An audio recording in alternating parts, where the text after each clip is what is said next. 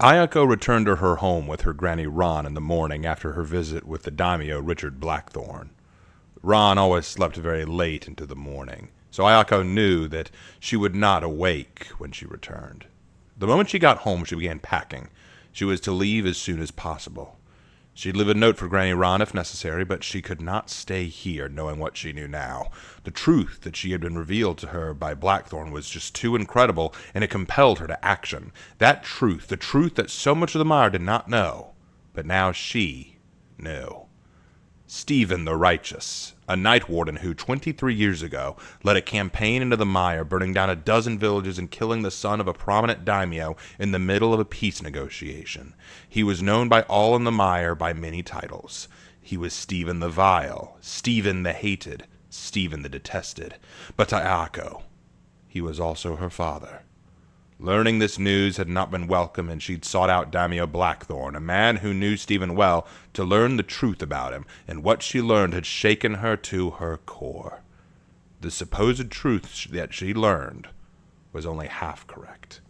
Stephen had in fact only attacked villages already evacuated by his secret lover, Ayako's mother, Miura Sakura.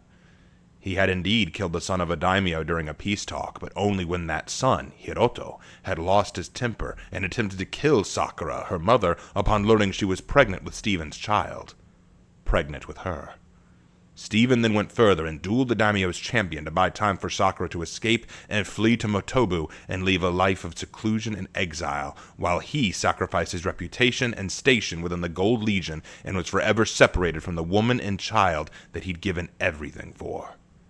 It was outrageous. It was unbelievable. And yet, Ayako knew it was true.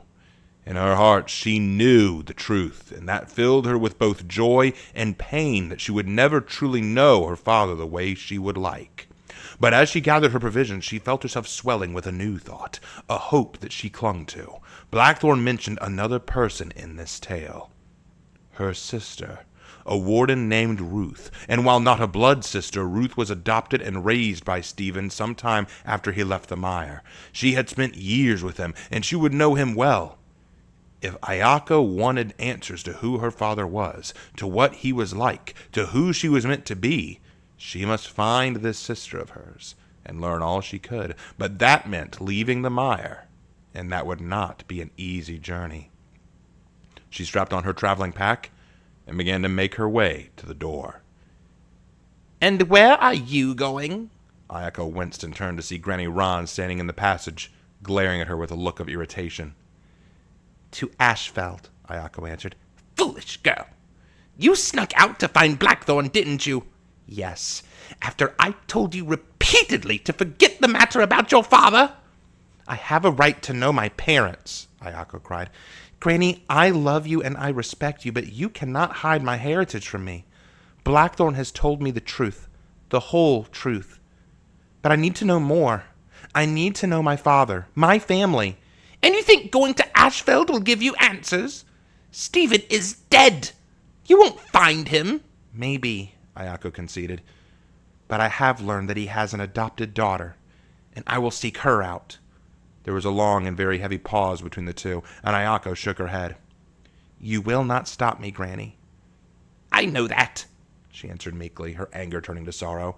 "Oh, damn it all. I'd hoped this day would never come."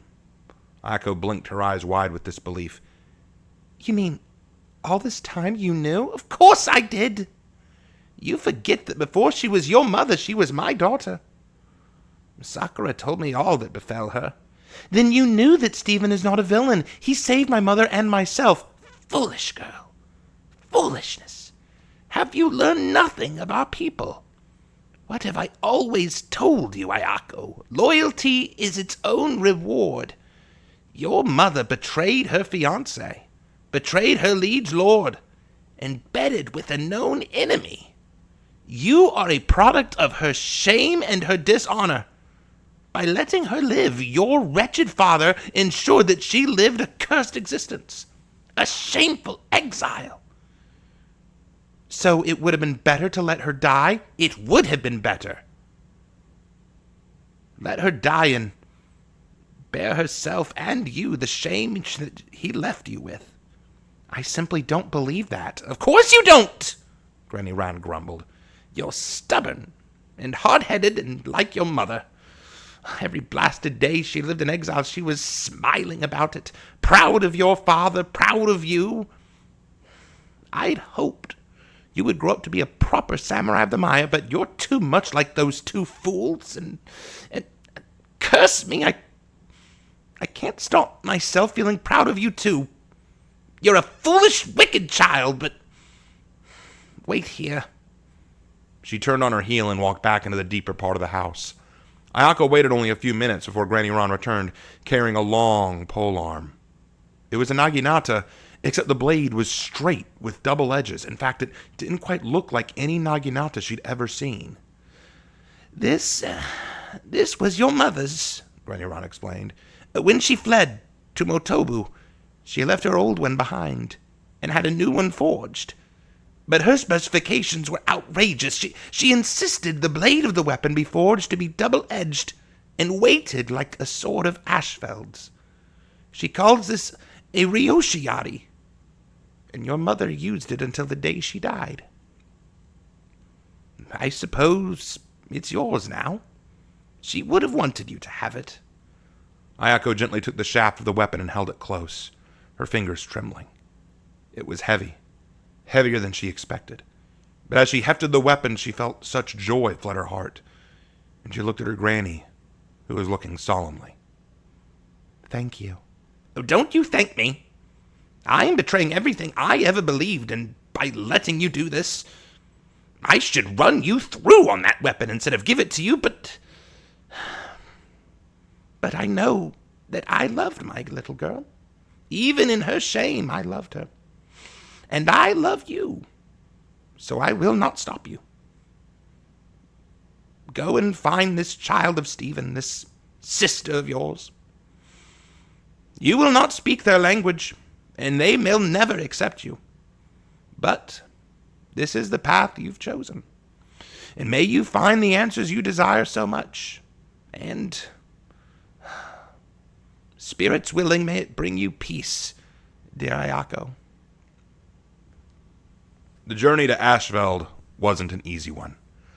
The Mire was fiercely set on protecting its borders from invaders and from spies, and for this reason the main roads in and out of the Mire were guarded by Shugoki warriors who were ordered to defend them from those attempting to enter or leave the Mire without official writs of passage from a daimyo.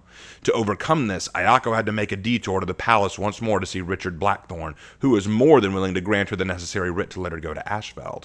Furthermore, he wrote her a letter in the language of the knights for her to carry, instructing her to show it to anyone if she needed assistance, and especially to show it to Ruth. It would help her in her search. Ayako could not read the script on the letter, as her knowledge of the knight language was very limited, but she knew what to do with her writ of passage at least. So when she approached the Shugoki guards on the road, she showed her writ. The Shugoki glanced from her writ, and then nodded his head, standing aside. "These are authentic. Be safe, girl," he said firmly. Ayako nodded her thanks and wandered for the first time in her life out of the safety of the Mire. She wandered for days, being careful to only draw on her rations and supplies when absolutely necessary. Some towns she entered were not as surprised to see her as others. Towns closer to the Mire were more hospitable, clearly more accustomed to seeing the Japanese now and then. However, the further she traveled, the more suspicion she drew. Men looked at her with concern and caution. Women gasped and backed away, while children stared and pointed at her. Local knights and guards that saw her approach with weapons drawn until she showed the letter written by Blackthorne. The letter was strange to her, but any knight that saw it would suddenly put away their weapon and leave her alone. But none of them offered help, for they could not speak her language. Ayako was desperate for anyone who spoke some level of Japanese, but until then, she'd have to try and learn some of the knights' language. Over a month of going from village to village, living in the manner of the knights, and studying their language, customs, and methods, taught her three very important things. The first was that the language of the knights was incredibly difficult. She was grasping a few words like stop, come here, leave, yes, no, welcome, and goodbye, but larger, more complex phrases were still difficult for her. The second thing she learned was that the knights were every bit as backwards to her people as she believed them to be. They were not nearly as polite, refined, or ceremonious. Women did not bow to their husbands, and children were often running around outdoors, allowing their clothes to get dirty as they tussled and rolled in the dirt and mud. The men were loud, brazen at times, and unapologetically verbose. Some wandered openly drunk through the streets, an act that no samurai would ever catch themselves doing without a proper reprimand. There also was no distinction between the classes. A simple woman who looked like a farmer's wife or daughter walked right up to a knight, shook his hand before giving him a basket of apples, as if there was no reverence for his station. No samurai would have allowed such discourteousness to be shown to him. But the third thing that she learned was that despite their different cultures, she was growing amazed by the knights. It seemed that much like her father, there were many things Ayako still had to learn before she could fully understand and appreciate the world beyond the mire. Still, despite the many things she was learning, good and bad, none of these things brought her any closer to finding Ruth, the warden she was seeking. However, in the third month of her journey, her luck finally began to change. Ayako came to a very large town with a massive cathedral in the center. After showing her letter from Blackthorn to the Conqueror guarding the gate, she made her way deep into the town and towards this cathedral. She'd never seen a building like this before and found herself very curious. It stood massive and imposing, gazing down at her with a look of austere magnificence. The low, melodious sound of bells could be heard coming from its spire, and the great marble gargoyles above, though vicious in appearance, appeared almost like welcoming to her. They reminded her of Oni statues back home. As she made her way to the steps up to the cathedral, she saw a man standing by the door, sweeping away dust and dirt from the front. He was an elderly man with gray hair and a beard hanging just past his neckline. He wore the vestments of an Ashfeld holy man. As he glanced up and saw her, his eyes widened. He spoke at first in the common tongue, but Ayako wasn't familiar with that language either. She had not been taught any language aside from that of her people. As her granny Ron would say, a loyal servant of the Empire has no need for such vile speech. She regretted those teachings now. Seeing that she did not understand him, the holy man spoke again, but this time in Japanese. "Are you a traveler from the Maya, my dear?"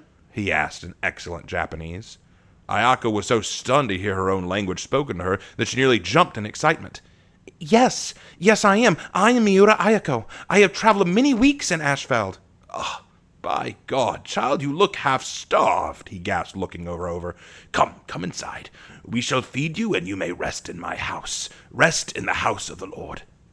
Ayako didn't know what to say as the man led her inside the massive building. She'd never been offered the chance to stay inside a building by anyone. She often had to rest in stables, empty rooms at inns she could sneak into, and sometimes she would merely camp outdoors. No one had offered her a place to rest before, and as her stomach rumbled, she realized almost no one had offered her food either. On the rare occasion, she might receive some charity from a kindly farmer or innkeeper, but for the most part, she had to gather food for herself, and this was difficult. Now she found herself being taken into an enormous, ornate building to eat and finally rest. Maybe if she was lucky, he would let her take a bath as well. She'd never felt so unclean in her life. "Now, why don't you tell me what brings you so far from home?" the old man asked. It was now evening. The sun set outside over the land, and Ayako felt full, clean, and rested after the priest had given her not only ample food to eat, but a warm bath and a bed to lay down, where she'd almost immediately fallen asleep for several hours. By the time she had awoken, it was night out, and she had hurried to find the priest and thank him. He smiled at her and bowed respectfully before asking her anything, and Ayako was amazed by his manners. "You speak Japanese so well," Ayako claimed. "I lived in the Maya for a few years, evangelizing where I could. It was certainly not easy, and I was not welcome everywhere, but it was my calling, and so I stayed for however long the Lord permitted. But I eventually was recalled here to Ashfeld, and I'm grateful to have returned. Oh, where are my manners? I never introduced myself. Forgive me. I am Father Thomas Parrish, once friar of the Church of St. Paul." "And I am Miura Ayako." "Well met, my dear. Now, what brings you to Ashfeld?" Ayako launched into her story, leaving out no detail and thankful to finally be able to converse in her language. Father Thomas listened to her and nodded occasionally, his brow furrowed and his gray whiskers quivering as he frowned, smiled, and gasped at the right details. When she finished, he pulled Blackthorn's letter from her satchel and held it out to Father Thomas, who took it and read it carefully. Ayako, dear, do you know what this letter says? I cannot read it. I'll read it for you. It says, I, Richard Blackthorn, lawbringer of Ashfeld and Black Dragon Daimyo of the Mire, have placed my protection, blessing, and will upon this girl, Miura Ayako. She is the blood daughter of Stephen the Righteous, warden of the Iron Legion and the Gold Legion before that. I send her to the lands of her father so she may better understand him, her heritage, and our ways. If possible, lead her to her sister, Ruth, with all haste. I say again, this girl is under my protection. If any harm is to befall her, then with the Lord as my witness, the justice of Ashfeld will fall upon the head of the one responsible. Ayako smiled brightly at the letter's words. They were kind and powerful, like Blackthorn himself. To be given a letter like this from Blackthorn himself, and for him to invoke the protection of the lawbringers. Protection of the lawbringers? Ayako asked. In Ashfeld, lawbringers are the upholders of order and justice. As the embodiments of law and order, a lawbringer's protection is as sacred and unbreakable as the codes we live by. To violate a lawbringer's protection is no different than violating a sacred law. Killing you would carry the same weight as if one had killed a knight. Richard has assured that, while you are here, no one can do you harm. Ayako finally understood the weight of this letter and its meaning, and finally realized this was why she had not faced any harm or attack since she'd arrived in Ashfeld. She'd showed this letter to every knight or guard she met, and after that, she was left alone completely. Richard had placed a protection over her. Wow. But to think that Stephen the Righteous had a blood daughter, and to think she would be a child of the Mire. How very ironic. Ironic, sir? You seek his other daughter, Ruth, yes? Yes. Where might I find her? Father Thomas smiled with a knowing twinkle in his eye. The Lord is with you, Ayako. Ruth is in Ashfeld. Last I heard, she was with the garrison defending Frieden, a city only a day's ride north of here. Then I shall leave tomorrow morning, Ayako cried. Father Thomas chuckled. Tell me, how will you speak with her? I'm not sure she speaks much Japanese. Ayako winced at this realization and nodded. Yes, that is a problem. Fear not. I shall teach you a few phrases tonight so that you may communicate what you need to say to her. Then, when she is able, bring her here to my cathedral, and I shall interpret for both of you. Ayako barely was able to conceal her excitement and leaned forward to begin learning. You are very kind to help me, she said with a bow. Think nothing of it, my child. You are not the first foreigner I have aided, and I pray you will not be the last. You know, there are days I wonder how my former disciple is doing, but Brother Baoshin has his own path to walk, just as you must walk yours. And without wasting another moment of candlelight, Father Thomas began training Ayako in the language of Ashfeld. Frieden was not as large as the city in which Father Thomas lived, but it was different in that it was battle-ready. It had large walls and a moat around the outer defenses. There were watchtowers and defense points all around where knights stood ready for battle. There were broken weapons and churned-up earth, which indicated a battle had been waged here not long ago. As Ayako approached the citadel, immediately 3 knights ran forward, one a lawbringer and one a conqueror, the other a simple officer. Ayako quickly froze and bowed respectfully. The conqueror said something she couldn't quite understand, but she knew it was an insult by the way he jeered. She ignored it and held out Blackthorn's letter. The officer took it and stared. Stand down, he snapped. The lawbringer and conqueror both stopped and looked at the officer. Read this. Ayako understood those words, and she smiled as the lawbringer among them took the letter and read it over. He finally took off his helmet and lowered his poleaxe. He had a confused look on his face as he stared at the letter and then at Ayako, who was silently thanking Richard again for this letter of protection. She never imagined she'd watch battle-hardened knights freeze in place at the sight of an order like this. He exchanged some words with the other two, and then looked back at Ayako one more time before nodding. Come with me, he barked, turning and marching to the citadel. Ayako followed obediently, walking with care, caution, and no small amount of excitement. As she approached the entrance to the interior, the conqueror turned back to her and pointed at her. "Drop that." I am sorry? "Weapon. Drop it," he snapped. Ayako quickly took this meaning, and she held out her spear, the one given to her by Granny Ron, the one that had once belonged to her mother, the spear meant for her, and handed it to the conqueror. He took it, and then continued walking. Disarmed of her weapon and her mother's legacy, Ayako became more and more worried as she walked deeper into the keep. At long last, the conqueror stopped and held out a hand. "Wait here." He then marched away, and Ayako was left to wait. She stood still, contemplating what she might do or say, but no thoughts came to her mind. She thought on every potential outcome, and she felt genuine fear at the thought of meeting her. Meeting Ruth. 5 minutes later, the conqueror emerged, along with a woman in Warden armor. She had her helmet off, showing long blonde hair tied in a braid and deep blue eyes. She had the complexion not of Ashfeld, but of Valkenheim. And it suddenly struck Ayako. This girl was like her, a daughter of Stephen, but not born to his home. "How very ironic," Father Thomas had said before. She now understood why he said that. She found herself wanting to smirk at the thought, but refrained. The woman stopped in front of Ayako, who swiftly bowed and pulled out the letter from Richard, holding it out to her. Wordlessly, Ruth took the letter and read it carefully. And as she did, her eyes visibly widened. "You're..."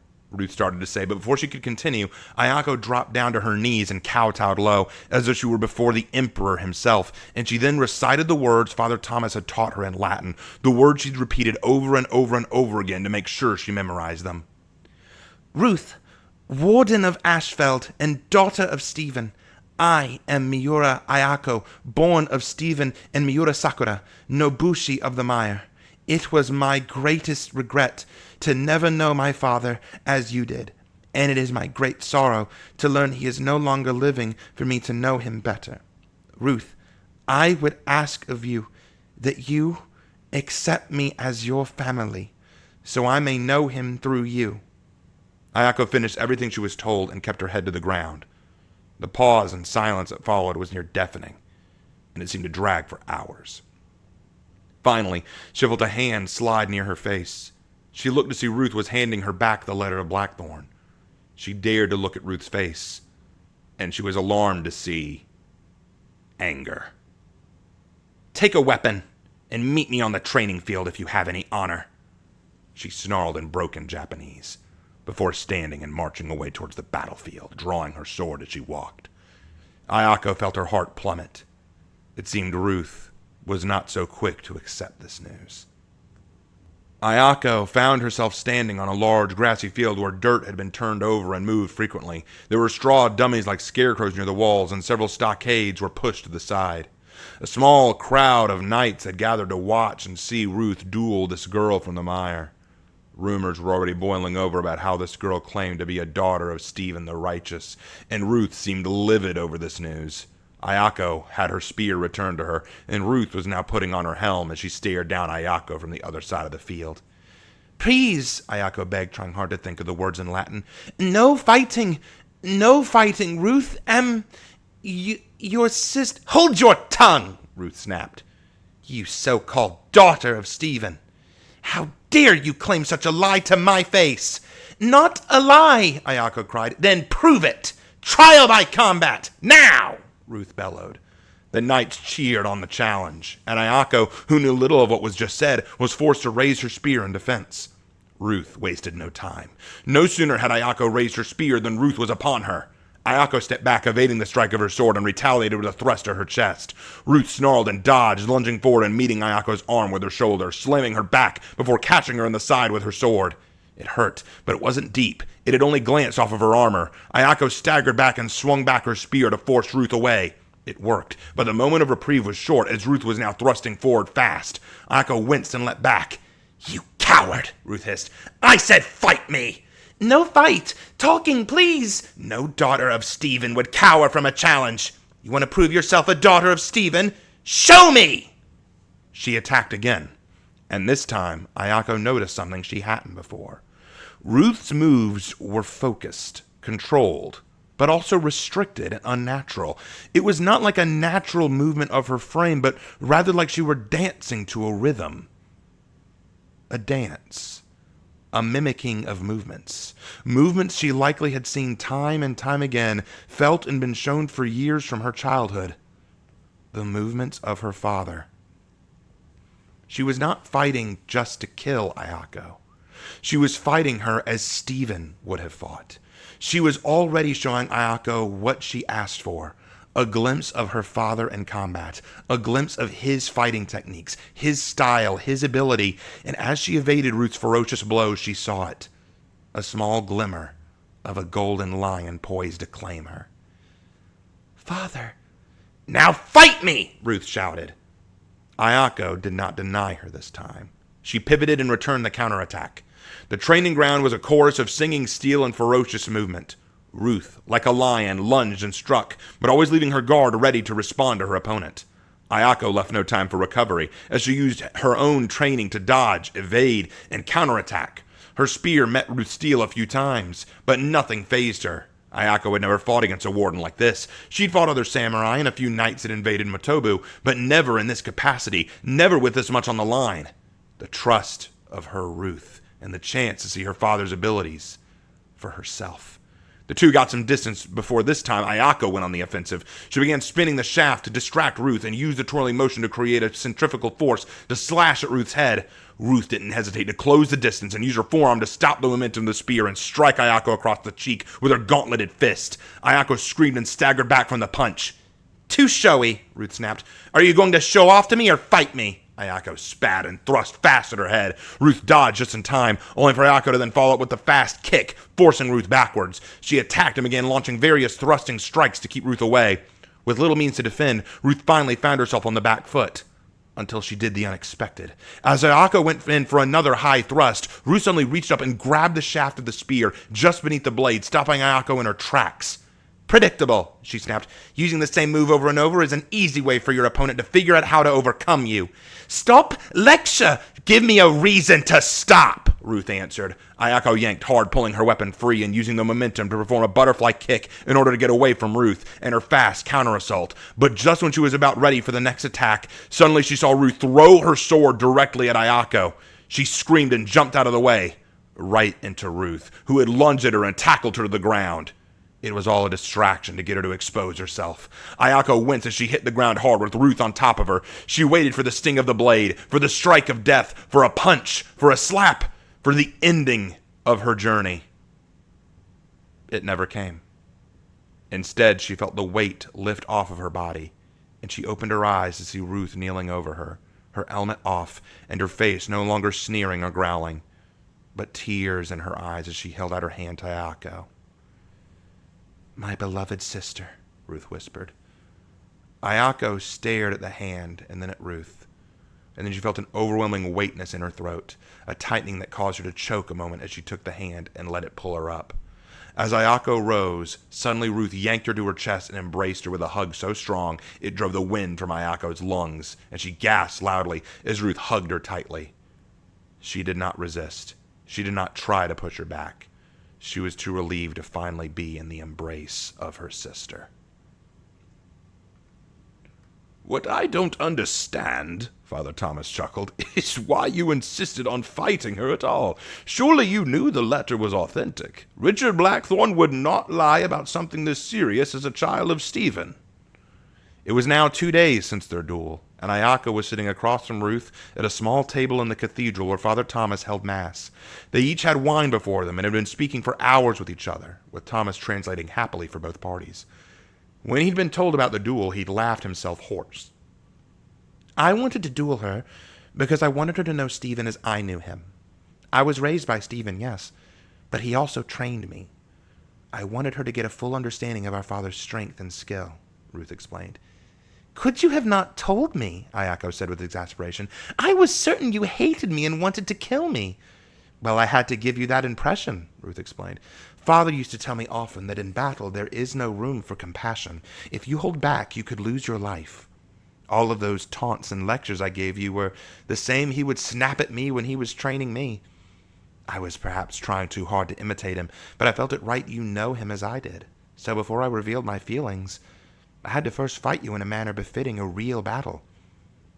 So you believed I was Stephen's daughter before we fought? Then the letter was successful. The letter confirmed it for me, yes, but I knew when I saw your eyes look into mine. They are Stephen's. The same eyes that rescued me from Valkenheim's mountains when I was a child. The same eyes that taught me to read, write, and battle. The eyes that gazed into mine when I took the oaths of a warden. And the same eyes that I always noticed glance to the east towards the mire when he thought he was alone. I suppose I know now what he was gazing at. Ayako frowned. I wish I'd known him. All in the mire know him as a vile and evil man who did terrible things. And I too believed these lies until Lord Blackthorn revealed the truth to me. It is so painful to think that Stephen, a man of such honor and distinction, is so hated by my people. Ruth frowned too, and then sighed. If it means anything to you, Ayako, he would have been very proud of you. And how do you know that? Ayako asked. Stephen, our father, used to tell me that a true mark of integrity is to never accept anything at face value. You must be prepared to be challenged, prepared to be wrong, prepared to defend your decisions, as well as prepared to forgive those who do you harm when it was not intended in evil. Pride and vanity are the first steps towards a man's self-destruction. You could have easily dismissed everything Blackthorn told you, listened instead to your grandmother, and held on to the false belief about Stephen, and you would have forever believed a lie. But you had the integrity to seek the truth, prepared to be wrong and prepared to be challenged.